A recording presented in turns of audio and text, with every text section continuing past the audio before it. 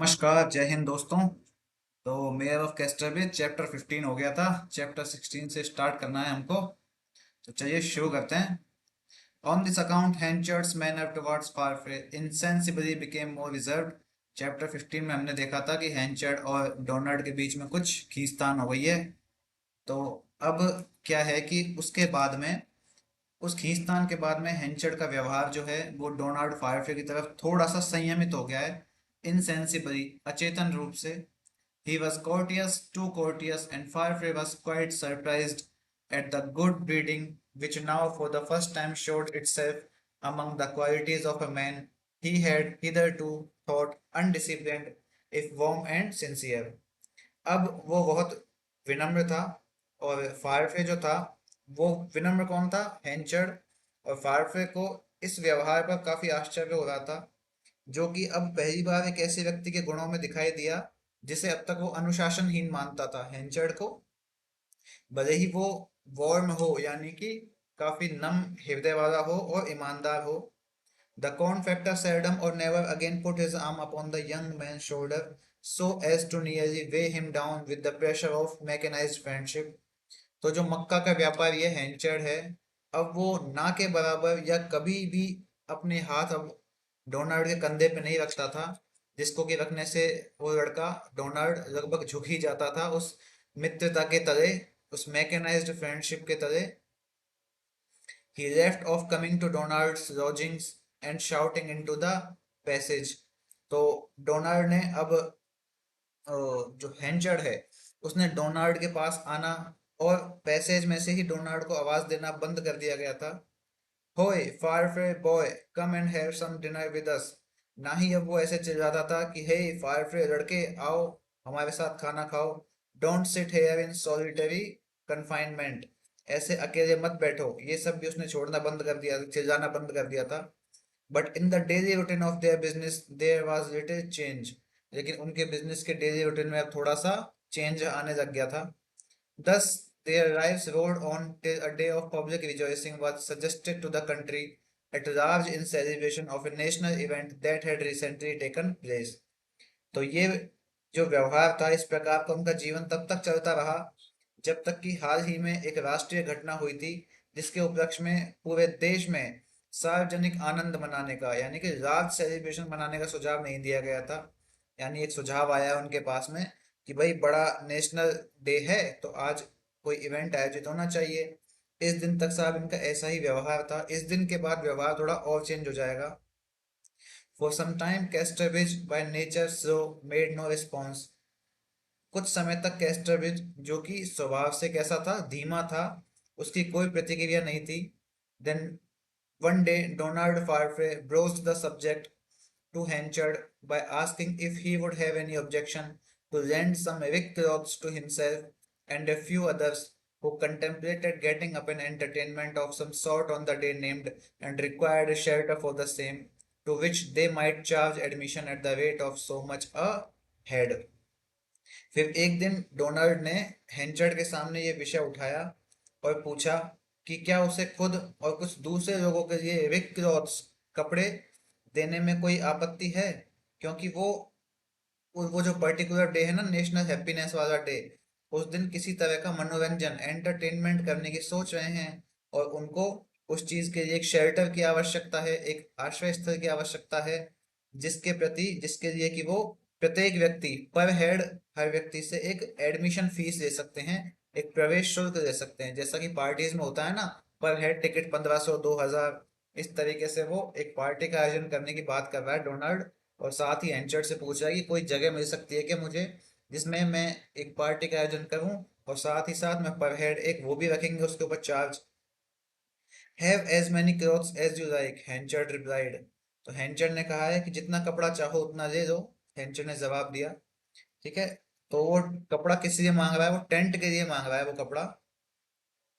When his manager had gone about the business, Henchard was fired with emulation. तो जब उसका manager Donald फारफे जो है वो काम पे चला गया, तो हेंचर्ड ने साहब उसको पीछे से गाली दी मन में। It certainly had been very remiss of him, as mayor, he thought, to call no meetings or this. To discuss what should be done on this holiday. उसने सोचा कि मेयर के तौर पर ये तो उसकी बहुत बड़ी लापरवाही थी कि उसने इस छुट्टी के दिन पर क्या करना है, इस सब काम की चर्चा के लिए कोई भी बैठक नहीं बुलाई थी। But Farfre had been so cursed quick in his movements as to give old-fashioned people in authority no chance of the initiative। लेकिन फारवे जो था वो अपनी हरकतों में इतना तेज था कि उसने पुराने जमाने के लोगों को पहल करने का कोई मौका ही नहीं दिया, उसने पहले ही इनिशिएटिव उठा लिया। However, it was not too late। हालांकि अभी बहुत ज्यादा देरी नहीं हुई है। And on second thoughts, he determined to take upon his own shoulders the responsibility of organizing some amusements if the other councilmen would leave the matter in his hands। और फिर उसने क्या सोचा है कि दूसरे लोगों के विचारों पर उसने कुछ मनोरंजन का प्रोग्राम आयोजित करने की जिम्मेदारी का फैसला अपने कंधों पे लिया है। और अगर दूसरे काउंसिलमैन जो हैं इस मामले को उसके हाथ में छोड़ देंगे, जो हैंडचर्ड है उसके हाथ में छोड़ देंगे, तो वो सारा वो सब कुछ ऑर्गेनाइज कर देगा। To this they quite readily agreed. और इस काम के लिए वो सभी काउंसिलमैन चुपचाप शांति से रेडी हो गए, एग्री हो गए। The majority being fine old crusted characters who had a decided taste for living without worry. उनमें से अधिकांश लोग जो थे वो बूढ़े थे और एकदम क्रस्टेड कैरेक्टर्स यानी कि डाउन चरित्र, निम्न स्तर का चरित्र या पस्त चरित्र वाले थे, जो कि बिना किसी चिंता के जीने का सोचते थे। So Henchard set about his preparations for a really brilliant thing. तो अब हैंचर्ड ने एक बहुत ही शानदार चीज की तैयारी शुरू कर दी। Such as should be worthy of the venerable town, जो कि उस आदरणीय शहर के योग्य होनी चाहिए थी। वेनरेबल का मतलब होता है आदरणीय। As for Farfrae's little affair, Henchard nearly forgot it. यहाँ तक कि फायरफे के छोटे से मामले की बात है तो हैंचर्ड उसको लगभग भूल ही गया था। Except once now and then when on it coming into his mind, he said to himself, charge admission as so much ahead, just like a Scotchman who is going to pay anything ahead। The diversions which the mayor intended to provide were to be entirely free। तो साहब हैंचर्ड ये सोच रहा है कि भाई Donald के मामले को तो भूल गया, बस एक बात थी जो उसके दिमाग में थी, वो ये थी जो उसने खुद से कही थी कि प्रति व्यक्ति कुछ पैसा रखना है उस स्कॉटिश आदमी को।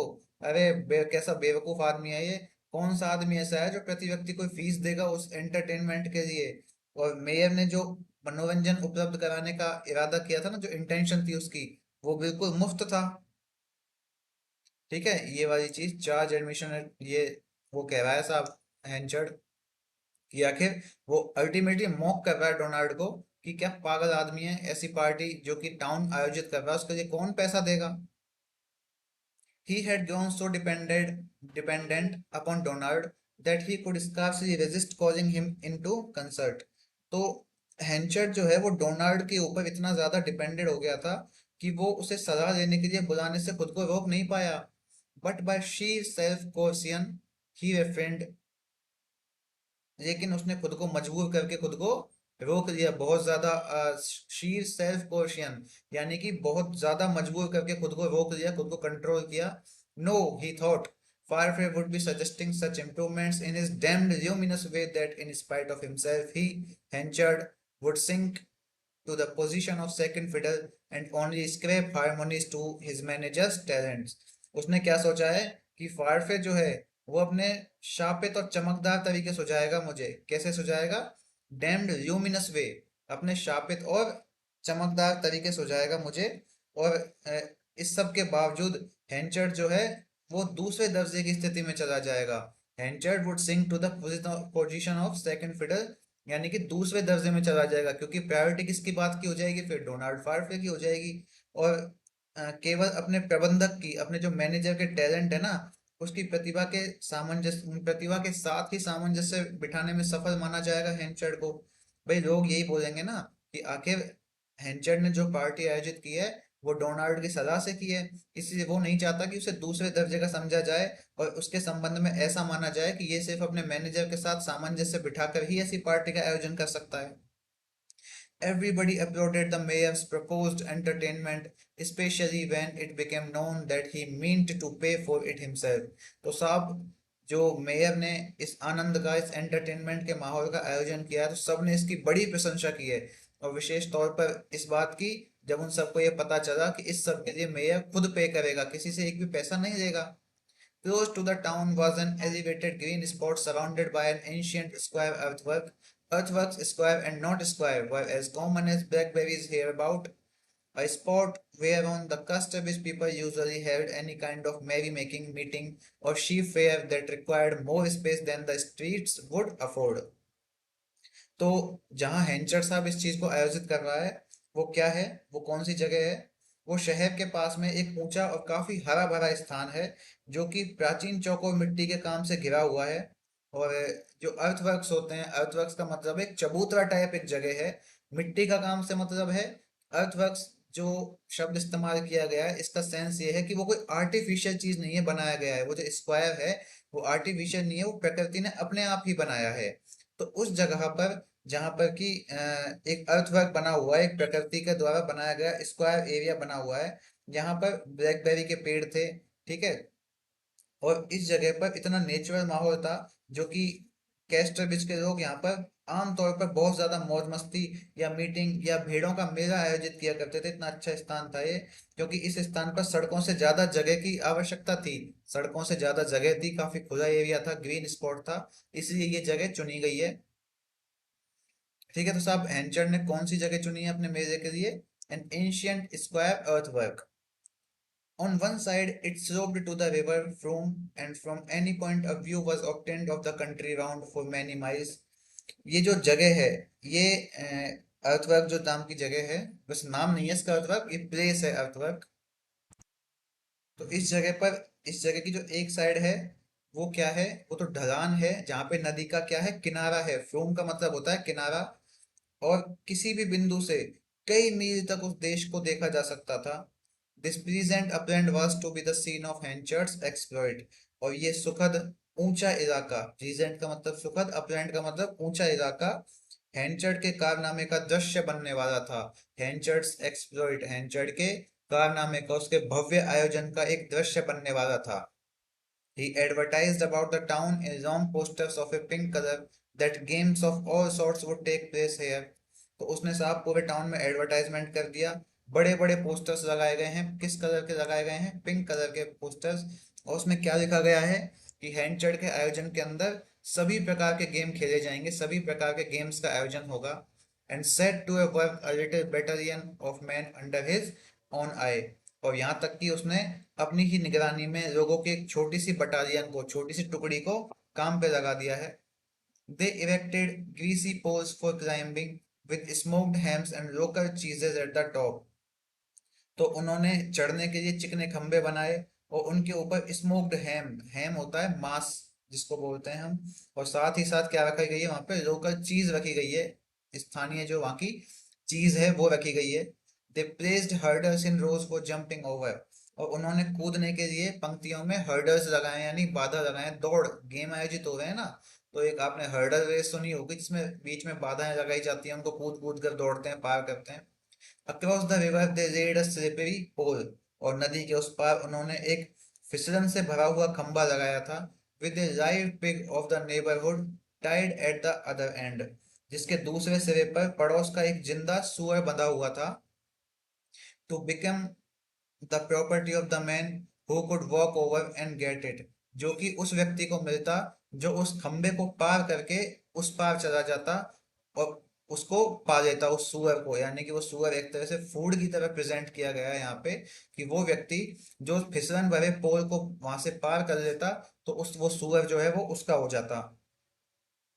There were also provided wheelbarrows for racing, donkeys for the same, a stage for boxing, wrestling, drawing, bloody generally। और क्या क्या गेम लगाए हैं साहब उसने? उसने दौड़ने के लिए व्हील ब्रो लगाए हैं, साथ ही साथ उसी काम के लिए गधे लगाए हैं, मुक्केबाजी का गेम, कुश्ती का गेम, और खास तौर पर एक ऐसा गेम जिसमें कि इंसान के खून वगैरह निकल आते हैं। और मतलब हिंसक गेम, हिंसक गेम्स का भी उसने आयोजन किया भाई। बॉक्सिंग रेसिंग, आज की जैसी बॉक्सिंग रेसिंग तो होती नहीं है, उस समय तो ऐसे ही होती थी, जिसमें कितना भी खून वून बह जाता था किसी का भी। तो इस तरह के गेम्स का भी उसने आयोजन किया है। And sacks for jumping in. और कूदने के लिए उसने क्या लगाए हैं? सैक्स लगाए हैं। सैक्स होते हैं बोरे जो होते हैं, जिनमें आपको गेहूं वेहूं आता है ना, वो। More over, not forgetting his principles. इसके अलावा अपने सिद्धांतों को न भूलते हुए हैंचर्ड प्रोवाइडेड ए मैमथ टी। तो हैंचर्ड ने एक मैमथ टी, मैमथ देखो वैसे तो होता है विशाल हाथी, जो कि एंशियंट टाइम में पाए जाते थे, आपने एनिमेटेड मूवीज वगैरह में भी देखा होगा। लेकिन यहाँ पर मैमथ से मतलब हाथी नहीं है, मैमथ से मतलब है बहुत विशाल।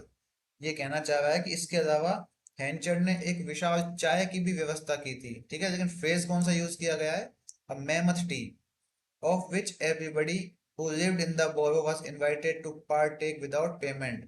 जो कि नगर में रहने वाले सभी लोगों के लिए बिना किसी पैसे के चाय मुफ्त में बांटी जानी थी।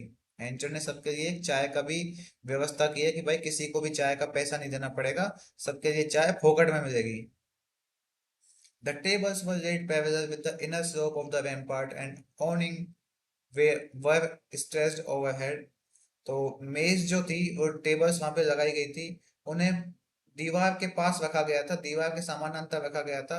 और उसके ऊपर क्या लगाया गया था, ऑनिंग्स यानी कि शामियाना, जो होता है टेंट जिसको हम बोलते हैं, टेंट या फिर शामियाने को उसके ऊपर लगाया गया था, टेबल्स के ऊपर। Passing to and fro, the mayor beheld the unattractive exterior of fireplace erection in the west walk, with clocks of different sizes and colors being hung up to the arching trees without any regard to appearance। इधर उधर घूमते हुए जो mayor है, उन्होंने waste walk में फायरफे का जो टेंट था उसका काफी अनएट्रैक्टिव एक्सटीरियर, यानी कि बिल्कुल अनाकर्षक बाहरी हिस्सा। अनअट्रैक्टिव मतलब जो कि बिल्कुल आकर्षित नहीं करता है, और एक्सटीरियर मतलब बाहरी हिस्सा। तो फायरफ्रे ने इधर उधर घूमते हुए डोनाल्ड फायरफ्रे का जो टेंट है उसका बाहरी हिस्सा देखा, जो कि बिल्कुल अनअट्रैक्टिव था। और ये कौन सी जगह पे है, वेस्ट वॉक में है। और रिक क्लॉथ्स है वहां पे, ठीक है, फटे पुराने कपड़े अलग अलग साइजेस के। And colours being hung up to the arching trees, और साथ ही साथ वहां पर वो जो पेड़ पौधे होते हैं ना, आर्चिंग ट्रीज हैं, वहां पर वो कपड़े भी लटकाए गए थे, बिना किसी अच्छी अपीयरेंस के, यानी कि बिना किसी अच्छे दिखावटी पने के। जैसा मन में आया वैसे वो पेड़ पौधे के ऊपर कपड़े लटका दिए गए थे। मतलब सजावट के तौर पे ऐसा किया गया था। He was easy in his mind now. अब साहब डोनाल्ड को अपने मन की जो चिंता है वो बिल्कुल ही खत्म हो गई। For his own preparations far transcended these, क्योंकि उसकी तैयारियां, उसकी खुद की तैयारियां इससे कहीं ज्यादा बढ़कर थी। The morning came. The sky, which had been remarkably clear down to within a day or two, was overcast, and the weather threatening, the wind having an unmistakable hint of water in it। अब सुबह हो गई, आसमान जो है वो एक दो दिनों के भीतर काफी साफ हो गया था, लेकिन अब क्या है, थोड़े थोड़े बादल गिरने लगे थे, मौसम खराब हो रहा था। और हवा में एक पानी की हल्की सी स्पष्ट गंध थी, अनमिस्टेकेबल हिंट, यानी कि स्पष्ट गंध थी पानी की। होता है ना, जब बरसात आनी होती है तो हमको हवा में एक नमी महसूस हो जाती है, ठंडी ठंडी हवा चेहरे पे लगने लग जाती है। ऐसा ही माहौल था। Henchard wished he had not been quite so sure about the continuance of a fair season। तो हैंचर्ड ने साहब विश की, हैंचर्ड ने भगवान से इच्छा मांगी कि वह मौसम के बारे में अच्छा बने रहने के लिए काश इतना आश्वस्त ना होता, काश इतना उसको ओवर कॉन्फिडेंस ना होता, क्योंकि अब हैंचर्ड को भी डर सताने लगा है कि मौसम खराब हो गया तो सब गड़बड़ हो जाएगा। But it was too late to modify or postpone. लेकिन अब उस टेंट को मॉडिफाई करने के लिए या उस इवेंट को पोस्टपोन करने के लिए काफी देर हो चुकी थी। And the proceedings went on. और जो टेंट के अंदर की कार्यवाही है वो सब चालू हो गई थी, लोगों ने आना जाना शुरू कर दिया था, एंजॉय करना, एंटरटेनमेंट करना शुरू कर दिया था। At 12 o'clock the rain began to fall. और साहब 12 बजे दोपहरी में बरसात हो गई है शुरू। Small and study. पहले तो क्या थी, बरसात एकदम धीमी धीमी हुई थी, लेकिन थी स्टडी, एकदम लगातार थी, हल्की थी पर लगातार थी। Commencing and increasing so insensibly that it was difficult to state exactly when dry weather ended or wet established itself। और उसके बाद में वो जो बरसात है वो इतनी बेतहाशा तरीके से शुरू हुई और बढ़ती चली गई कि ये बताना बहुत ही मुश्किल हो गया था कि आखिर कब सूखा मौसम खत्म हुआ और कब गीला मौसम शुरू हुआ। In an hour, the slight moisture resolved itself into a monotonous smiting of earth by heaven in torrents to which no end could be prognosticated। और साहब 1 घंटे में हल्की नमी ने खुद को आकाश से धरती पर एक जबरदस्त पानी के प्रहार में बदल दिया। मोनोटोनस इस मीटिंग का मतलब होता है कि बहुत नीरस। मोनोटोनस होता है नीरस, मतलब बहुत ही ज्यादा उत्तेजित, उत्तेजना से भरा हुआ। और इस मीटिंग का मतलब होता है अटैकिंग। एक नीरस प्रहार में बदल दिया था बरसात ने अपने आप को। और इन टॉरेंट्स, और ऐसी उसमें टॉरेंट्स में, धाराओं में, to which no end could be prognosticated, जिसका कि कोई अंत नहीं था, इतनी मूसलाधार बारिश शुरू हो गई थी साहब। A number of people had heroically gathered in the field, but by 3 o'clock, Henchard discerned that his project was doomed to end in failure. अब जो बहुत से लोग हैं वो वीरतापूर्ण तरीके से मैदान में एकत्रित हुए थे, लेकिन 3 बजे तक हेंचर्ड को इस बात का एहसास हो गया कि उसका जो प्रोजेक्ट था वो फेल हो गया है, वो एकदम नाकामयाब हो गया है। The hams at the top of the poles dripped watered smoke in the form of a brown liquor. वो जो खंभों के शीर्ष के ऊपर जो हैम थे, जिनके अंदर भूरे रंग की शराब के रूप में पानी का धुआं टपक रहा था, उस भाई हैम लगाए थे उसने खंभों के ऊपर, जहां से अब क्योंकि बरसात आई है तो वो स्मोक्ड हैम थे, खाने के लिए इस्तेमाल किए जाने थे, लेकिन बरसात की वजह से अब वो पूरे भीग चुके थे और उनमें से पानी टपक रहा था। The pig शिवर्ड in the wind, वो जो सुअर था वो हवा में कांप रहा था। The grain of the deal table showed through the sticking table clothes, जो टेबल है, ढीली ढाली टेबल हैं, उनके दाने चिपके हुए मेज पोंछों के माध्यम से दिखाई दे रहे थे। For the awning allowed the rain to drift under at its will, क्योंकि जो शामियाना है ना, जो टेंट है, वो बारिश को अपनी इच्छा अनुसार नीचे बहने दे रहा था, क्योंकि वो शामियाना उस बरसात को रोक नहीं पा रहा था। And to enclose the sides at this hour seemed a useless undertaking, और इस समय किनारों को घेरना एक बेकार काम लग रहा था। इस समय किनारों को घेरने का कोई फायदा नहीं था, क्योंकि बरसात जो है पूरे टेंट के अंदर तक घुस चुकी है। The landscape over the river disappeared, नदी के ऊपर का जो लैंडस्केप था, जो परिदृश्य था, जो आधार था, वो गायब हो गया था। And the wind played on the tent courts in aeolian improvisation, और साथ ही साथ जो हवा है, हवा ने टेंट की डोरियों को एकदम खोल दिया था, एकदम एओलियन इम्प्रोवाइजेशंस के दम से।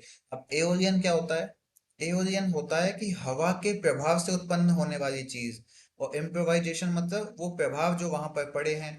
एओलियन देखो, एक शब्द में अगर एओलियन को कहेंगे हम, तो हम कहेंगे इसको कि वात। वात वैसे बोलते हैं वायु को, लेकिन वायु का ही सिनोनियम क्या है इंग्लिश में? वो है एयर का सिनोनियम है एओलियन। यानी कि वात के द्वारा, हवा के द्वारा उत्पन्न होने वाले प्रभाव, इसको ही कहते हैं एओलियन इम्प्रोवाइजेशन। तो हवाओं के द्वारा जो उत्पन्न प्रभाव थे, उनसे टेंट की सभी रस्सियां जो थी वो खुल गई थी, and at length rose to such a pitch that the whole erection slanted to the ground, those who had taken shelter within it having to crawl out on their hands and knees।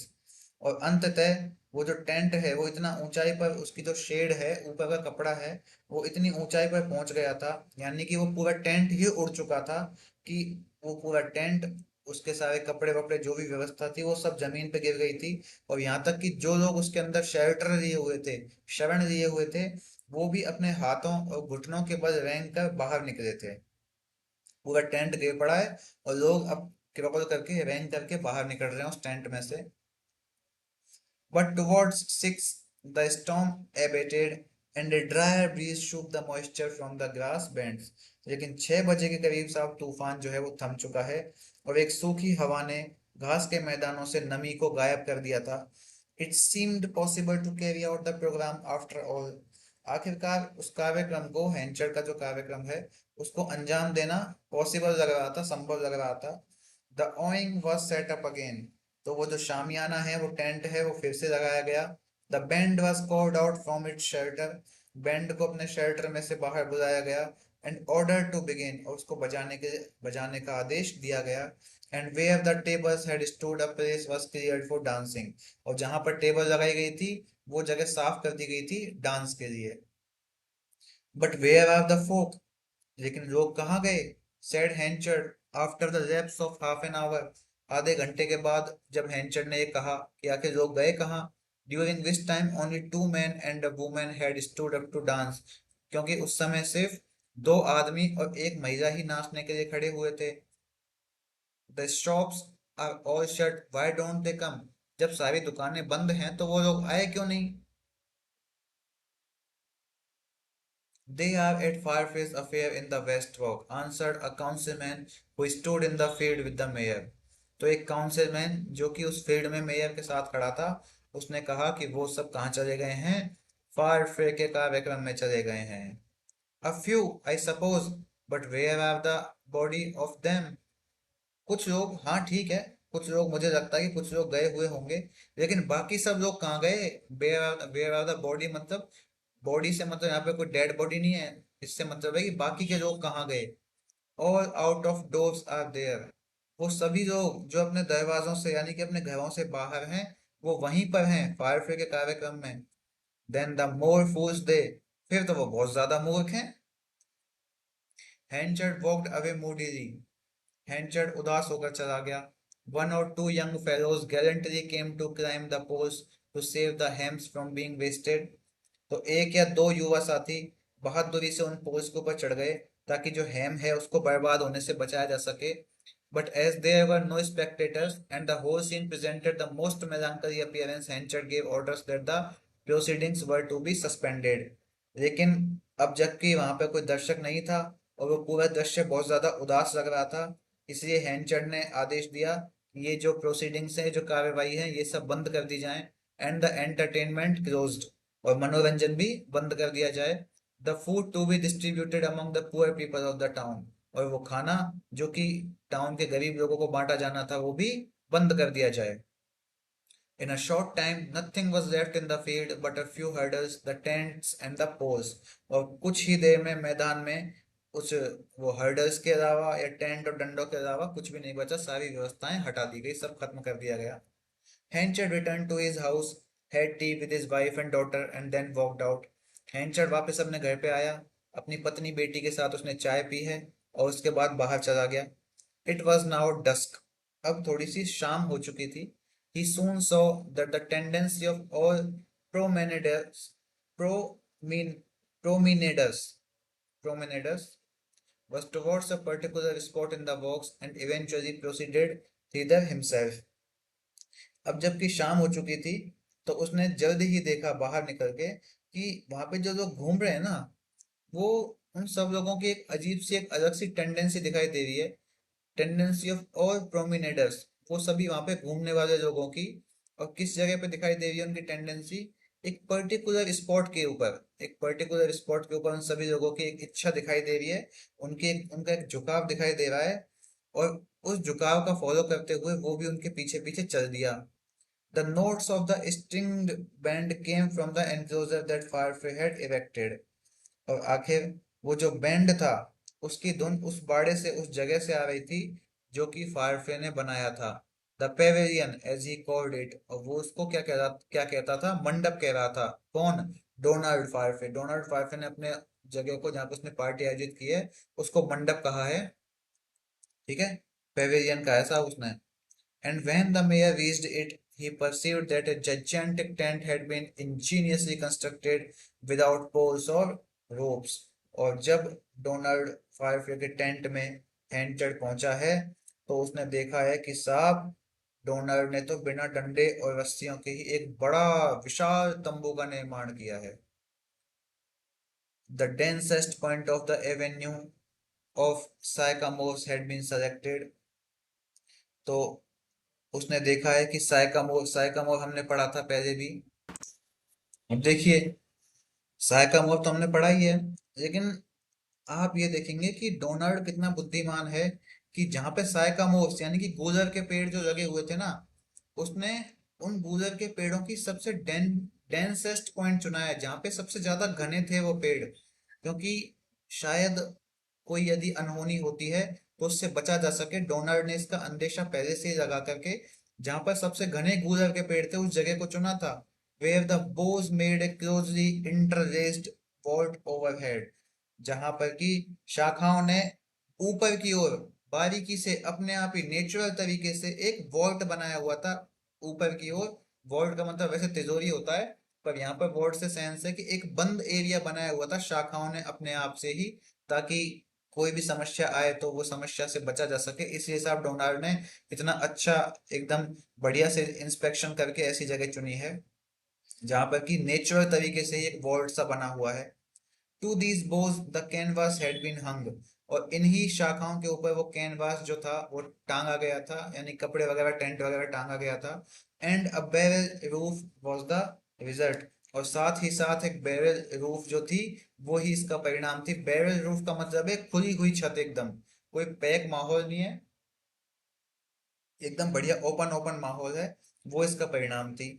The end towards the wind was enclosed, the other and was open, तो हवा की ओर वाला जो छोर था वो बंद था, जबकि दूसरा छोर खुला था।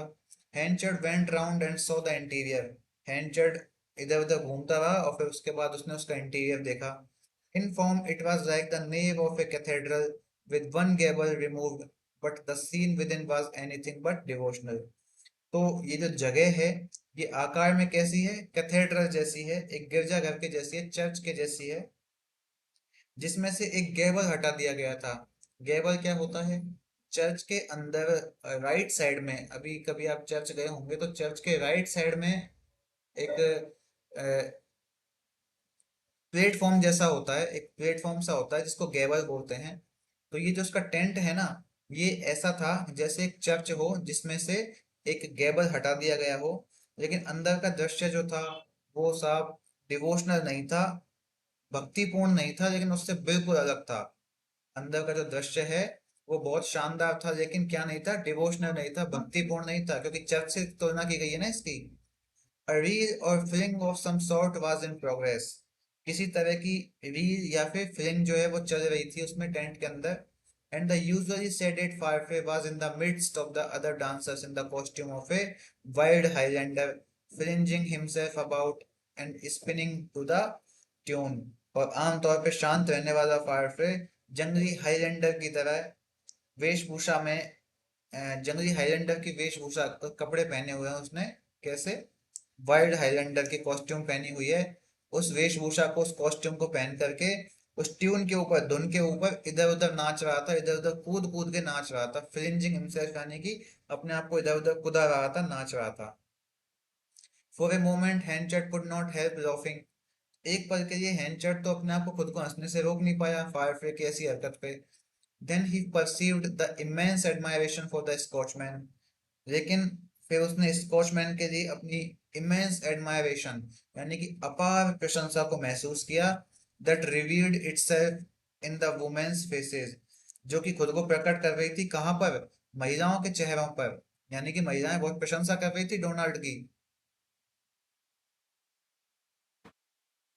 And when this exhibition was over and a new dance proposed, and Donald had disappeared from for a time to return in his natural garments, और जब ये एग्जीबिशन, ये प्रदर्शन खत्म हुआ और एक नया डांस शुरू होने वाला था, तो डोनाल्ड जो है वो कुछ समय के लिए अपने वास्तविक कपड़े पहनने के लिए गायब हो गया। He had an unlimited choice of partners, उसके पास पार्टनर्स की असंख्य चॉइसेस थी, यानी कि बहुत सारी महिलाएं डोनाल्ड फायरफ्ले के साथ नाचने के लिए उत्सुक थी। Every girl being in a coming on disposition towards one who so thoroughly understood the poetry of motion as he। हर लड़की, कैस्टरविच की हर एक लड़की डोनाल्ड के प्रति आकर्षित होने की स्थिति में थी, जो कि डांस की और जो कविताएं हैं उनको इतना अच्छी तरीके से समझता था जितना अच्छी तरीके से वो मोशन को समझता था। मतलब डांस करना डोनाल्ड को, भाई गाना तो उसको आता ही है पहले से ही, तो सभी लड़कियां उसके प्रति इसलिए भी बहुत ज्यादा आकर्षित थी क्योंकि वो डांस भी बहुत अच्छा करता था। All the town crowded to the walk, such a delightful idea of a ballroom never having occurred to the inhabitants before। पूरा शहर उस वॉक पर, उस जगह पर उमड़ पड़ा। बॉल रूम का ऐसा शानदार विचार उन उन कैस्टरविच के निवासियों के दिमाग में पहले कभी नहीं आया था। Among the rest of the onlookers were Elizabeth and her mother। अब है देखो इंटरेस्टिंग बात कि अब उन दर्शकों में एलिजाबेथ और उसकी माँ भी थी।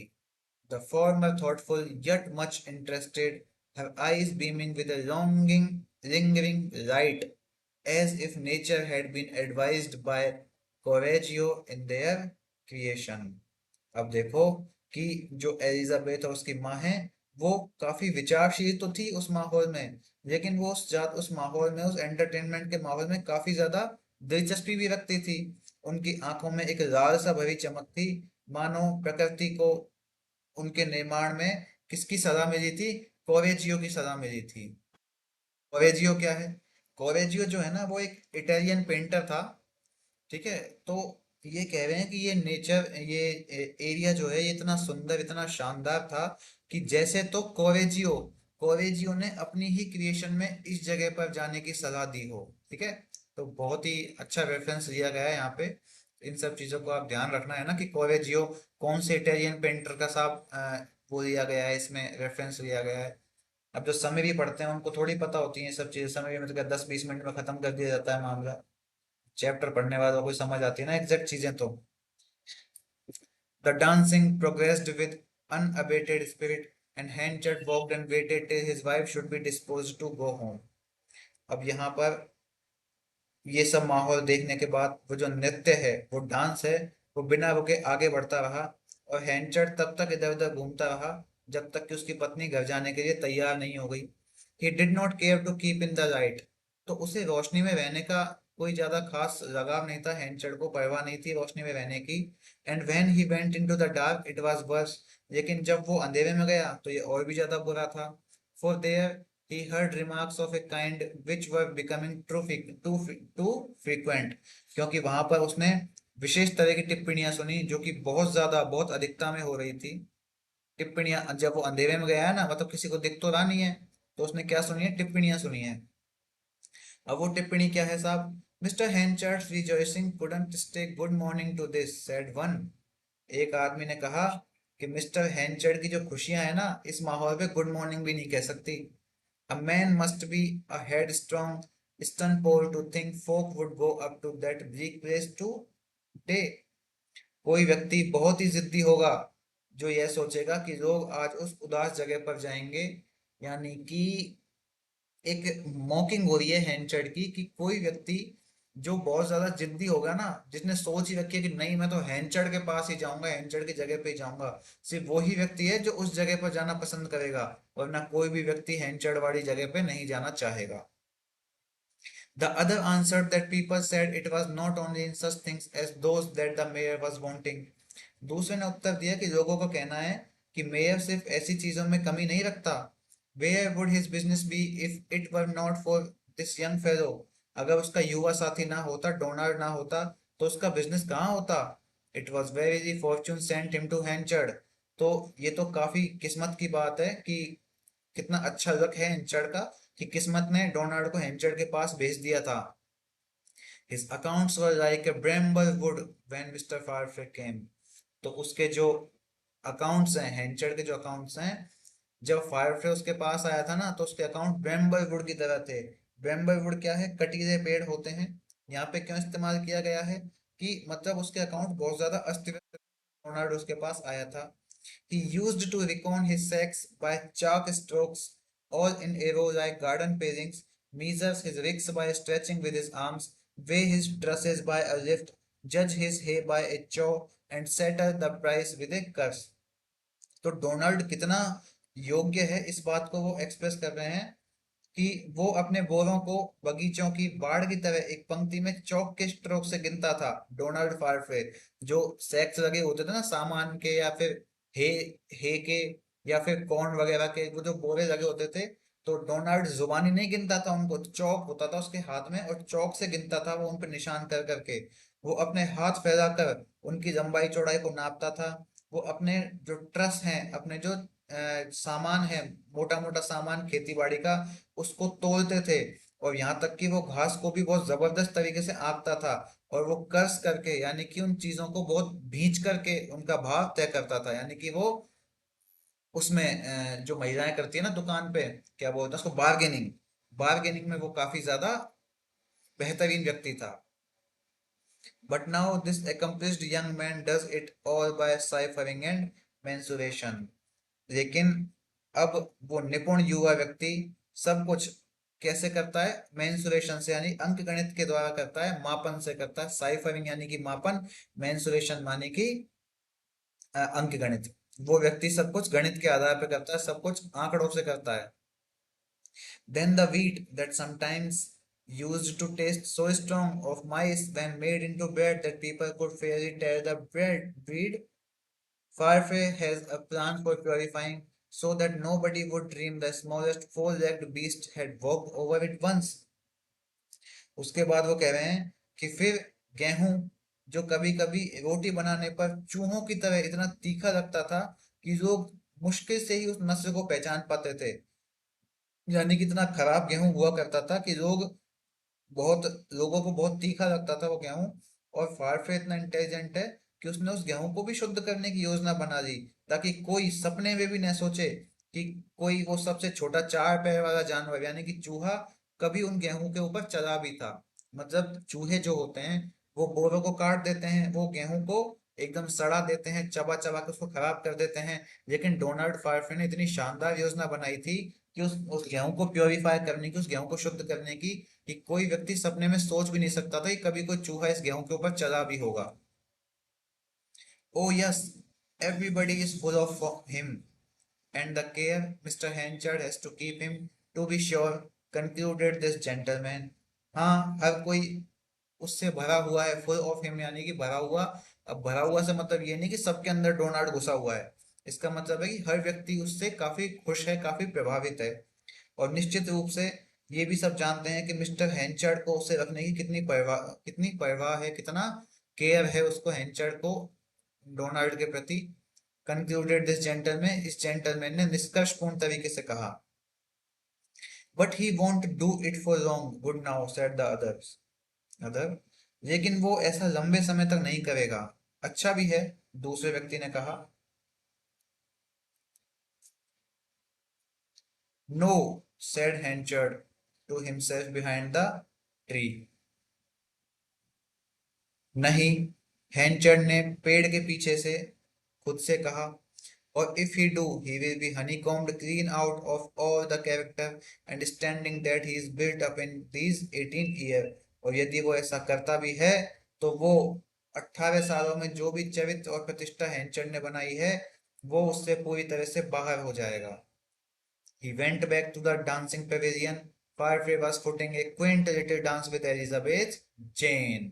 तो यहाँ पे साहब गड़बड़ ज्यादा है। ये सब सुन करके साहब हैंचर्ड पेविलियन में, उस मंडप में वापस चला गया, डांस हो रहा था जहाँ पे।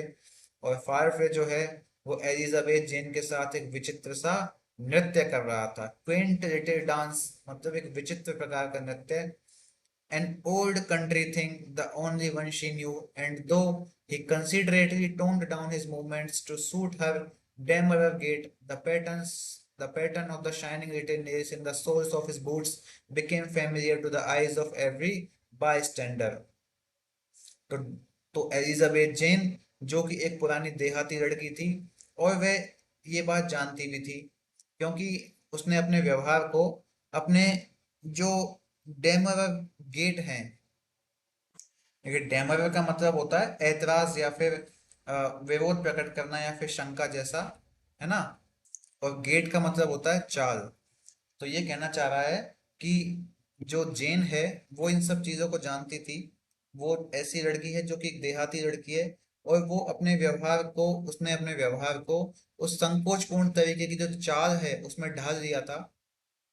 और the pattern of shining little nails, और हालांकि उसके जूतों के तलवों में चमकती हुई छोटी सी कील जो है, वो लड़की के जो जूतों में तलवों में चमकती हुई छोटी सी कील है ना, उसका पैटर्न भी हर दर्शक की आंखों को काफी परिचित सा लग रहा था। एवरी बाई स्टैंडर का मतलब है वहां पर देखने वाले दर्शक जो हैं उनको। ये shining little nails of these souls यानी कि उसके जूतों के सोल्स के अंदर चमकते हुए वो छोटे छोटे कीज जो है, नेल्स का मतलब यहाँ पे नाखून से नहीं है, कीज से है, यानी काफी चमकदार, काफी अच्छे स्टैंडर्ड वाले उसके शूज हैं, उसके बूट्स हैं, जो काफी लोगों को आकर्षित कर रहे हैं, लोगों का ध्यान आकर्षित कर रहे हैं। The tune had enticed her into it. वो जो धुन है वहां पे जो बज रही है, बैंड की जो धुन बज रही है, उस धुन ने एलिजाबेथ को अपनी ओर आकर्षित कर दिया था। Being a tune of A busy vaulting leaping sort. तो ये एक व्यस्त उछलती हुई सी धुन थी, काफी खुशनुमा ये धुन बज रही थी। Some low notes on the silver string of each fiddle, तो प्रत्येक वायलिन की चांदी की तार पर कुछ कम स्वर यानी कि पहले नीचे लो नोट्स बजाए जाते, then skipping on the small, और फिर एक छोटे से नोट के ऊपर स्किप किया जाता, मतलब कि धुन चेंज हो रही है back to back, like running up and down ladders, जैसे तो सीढ़ियों पे ऊपर चढ़ा जा रहा है और नीचे उतरता जा रहा है। आपने कभी वायलिन सुना होगा ना कि वो धुनों को एकदम से ऊंचे नोट पे ले जाते हैं और फिर एकदम से नीचे नोट पे ले जाते हैं, तो इसी तरह का वायलिन यहाँ पे बज रहा है। Miss McLeod of Ayr was its name, तो उसका क्या नाम है साहब उस धुन का? Miss McLeod of Ayr. इसको याद रखना कि कौन सी धुन बज रही है डोनाल्ड के टेंट में, Miss McLeod of Ayr. So Mr Farfrae had said, तो इसलिए मिस्टर फारफे ने कहा था। क्या कहा था मिस्टर फारफे ने? यही धुन बजाने के लिए कहा था, जैसा कि मिस्टर फारफे ने कहा था कि ये धुन बजाई जानी चाहिए, और वही धुन बजाई जा रही है। And that it was very popular in his own country, क्योंकि ये जो धुन है ये उसके खुद के देश में बहुत ज्यादा पॉपुलर थी। It was soon over and the girl looked at Henchard for approval, अब ये जो प्रोग्राम है जल्द ही खत्म हो गया और लड़की ने स्वीकृति के लिए हैंचर्ड की ओर देखा, but he did not give it, लेकिन उसने स्वीकृति नहीं दी। ही सीम्ड नॉट टू सी हर, ऐसा लग रहा था मानो कि वह उसे देख ही नहीं रहा है। Look here Farfrae, he said, like one whose mind was elsewhere, देखो फारफे, उसने कहा जैसे उसका मन कहीं और था। I will go two port ब्रेडी great market tomorrow my self, मैं कल खुद पोर्ट ब्रेडी ग्रेट मार्केट जाऊंगी। You can stay and put things right in your clothes box, तुम रुको और अपने कपड़ों के जो डिब्बे हैं उनमें सामान को ठीक से रखो।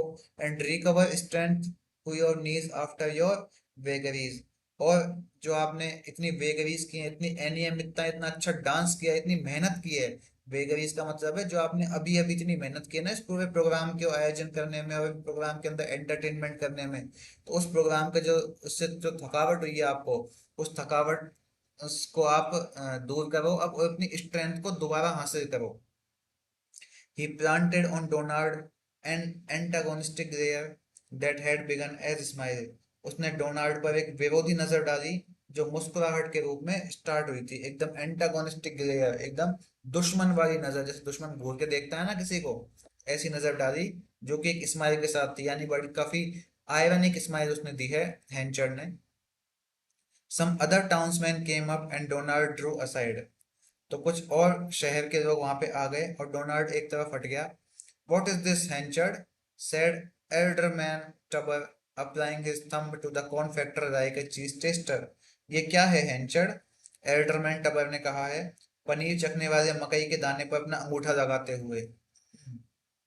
अब मकई के दाने पर से मतलब, कॉर्न फैक्टर से मतलब, यानी कि हैंचर्ड के ऊपर, हैंचर्ड को ऊपर उसको अंगूठा लगाते हुए उसने कहा है कि भाई ये सब क्या है, और किसने कही है ये बात?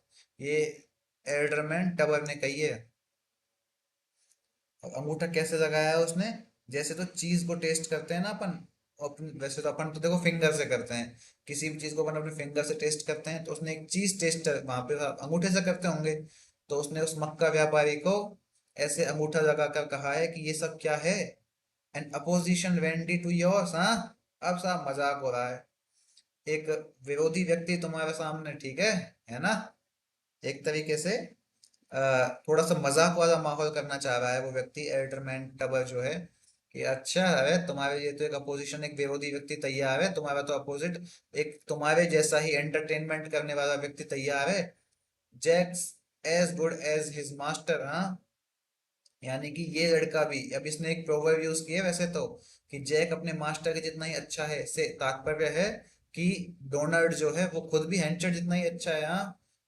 Cut you out quite hasn't he, तो तुम्हारा तो पत्ता काट दिया, ऐसा कहना चाह रहा है वो, है ना, है कि नहीं है?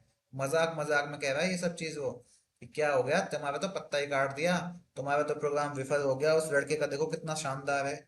You see, Mr. Henchard, said the lawyer, another good-natured friend. देखो मिस्टर हैंचर्ड, लॉयर वकील ने कहा, जो कि हैंचर्ड का ही दोस्त है, एक अच्छे स्वभाव वाला। Where you made the mistake was in going so far afield. तुमने गलती ये की कि तुम बहुत ज्यादा दूर चले गए। You should have taken a leaf out of his book and have had your sports in a sheltered place like this. तुमने तुमने भी उस किताब से taken a leaf out of his book का मतलब है, देखिए sensible word to word meaning तो क्या हो गया कि तुम्हें भी उस किताब की पत्ती से सीख लेनी चाहिए थी, लेकिन इसका कोई सेंस बनता है क्या? कोई सेंस नहीं बनता है। वो इसका ये कहना चाह रहे हैं कि तुम्हें भी उस लड़के से कुछ सीख लेना चाहिए था, इस तरह की बुद्धिमानी वाली चीज तुम्हें भी सीख लेनी चाहिए थी, और इसी तरह की एक सुरक्षित जगह पर अपना खेल खेलना चाहिए था। But you didn't think of it, you see, लेकिन देखो तुमने तो इस बारे में सोचा भी नहीं था। एंड ही डिड, और उसने सोच लिया। And that's where he beat you, और देख लो यही जगह है जहां उसने तुमको हरा दिया, बीट कर दिया तुमको। उसका एंटरटेनमेंट का प्रोग्राम कितना बढ़िया है। He will be the top sawyer soon of to you two and carry all afore him, added jocular Mr Tubber. वो जल्द ही तुम दोनों में से आगे निकल जाएगा और सब कुछ अपने आगे ले जाएगा। कौन? डोनाल्ड फार्फे। वो जल्द ही तुमसे आगे निकल जाएगा, तुम दोनों में से डोनाल्ड आगे निकल जाएगा। उसने कैसे अंदाज में कहा है? जोक्यूलर अंदाज में कहा है, मजाकिया अंदाज में कहा है। नो, सेड हैंचर्ड ग्लूमीली, हैंचर्ड ने उदासीनता से कहा है, नहीं। ही वोंट बी दैट, ऐसा नहीं होगा। Because he is shortly going to leave me, क्योंकि वो जल्द ही मुझे छोड़कर जाने वाला है। He looked towards Donald who had come near, उसने डोनाल्ड की ओर देखा जो कि उसके पास आ गया था। Mr Farfrae's time as my manager is drawing to a close, isn't it Farfrae? तो मिस्टर फारफे जो हैं मेरे मैनेजर के रूप में, उनका समय समाप्त हो रहा है ना फारफे? यानी कि अब हैंचर्ड की जेलसी इतनी बढ़ गई है कि वो डोनाल्ड फारफे को अपने काम से निकाल देना चाहता है, और निकाल रहा ही है, उसके सामने ही कह दी उसने ये बात। The young man, who could now read the lines and folds of Henchard's strongly traced face as if they were clear verbal inscriptions, quietly assented. तो वो युवक जो कि हैंचर्ड के चेहरे पर जो लाइंस उभरी हैं, जो फोल्ड्स उभरी हैं, वो रेखाएं, सलवटें, वो शिकन उभरी हैं, उनको इतना अच्छी तरीके से पढ़ सकता था जैसे तो वो स्पष्ट रूप से लिखे हुए वर्बल इंस्क्रिप्शन हो, यानी कि मौखिक शिलालेख हो, और उसने चुपचाप सहमति दे दी। And when people deplored the fact, और जब लोगों ने इस तथ्य पर, इस बात पर अफसोस जताया, and asked why it was, और ये पूछा कि साहब ऐसा क्यों हुआ, he simply replied that Mr. Henchard no longer required his help। तो उसने चुपचाप एकदम सामान्य अंदाज में जवाब दिया कि शायद अब मिस्टर हेंचर्ड को उसकी मदद की आवश्यकता नहीं है, कि डोनाल्ड अब भी हेंचर्ड की बुराई नहीं कर रहा है। अब भी वो एकदम सामान्य तरीके से कह रहा है कि भाई ठीक है, उनको आवश्यकता नहीं है, तो उन्होंने बोल दिया, साफ कहना सुखी रहना बड़ा सिस्टम है। हेंचर्ड वेंट होम apparently satisfied। हेंचर्ड घर चला गया, और जाहिर है वो काफी संतुष्ट था कि भाई वो अपने एम्प्लॉय को बाहर निकाल के आया अपने काम से, वो एम्प्लॉय जिसने उसे बीट कर दिया है एक शानदार एंटरटेनमेंट के आयोजन में। But in the morning when his jealous temper had passed away, लेकिन सुबह जब उसका ईर्ष्यालु स्वभाव, उसका जेलस टेम्पर, उसका गुस्सा स्वभाव खत्म हुआ, his heart sank within him at what he had said and done। तो जो कुछ उसने किया था और जो कहा था, उसका हृदय, उसका दिल उसके ही अंदर डूब गया। He was the more disturbed when he found that this time Firefly was determined to take him at his word। और अब वो और भी ज्यादा परेशान हो गया जब उसने ये पाया कि डोनाल्ड फायरफ्ले ने हैंचर्ड की बात पर यकीन करने की ठान ली थी, यानी हैंचर्ड के शब्दों को बहुत ज्यादा सीरियसली ले लिया था, किसी भी परिस्थिति में अब वो वापस नहीं आ सकता था। जब हैंचर्ड को इस बात का एहसास हो गया तो वो और भी ज्यादा उदास हो गया है। तो साहब यहाँ पर आपका जो चैप्टर 16 है ये खत्म होता है। कोई आपको तकलीफ आई नहीं होगी मेरे ख्याल से। 5-7 इसमें फैक्ट थे, अपनी नोटबुक में आपने नोट कर लिए होंगे, नोट करते चलिएगा। ठीक है, एग्जाम टाइम में आपको रिवीजन करने में आसानी होगी। मिलते हैं अपन नेक्स्ट चैप्टर 17 में, तब तक के लिए धन्यवाद। जय हिंद, जय श्री राम।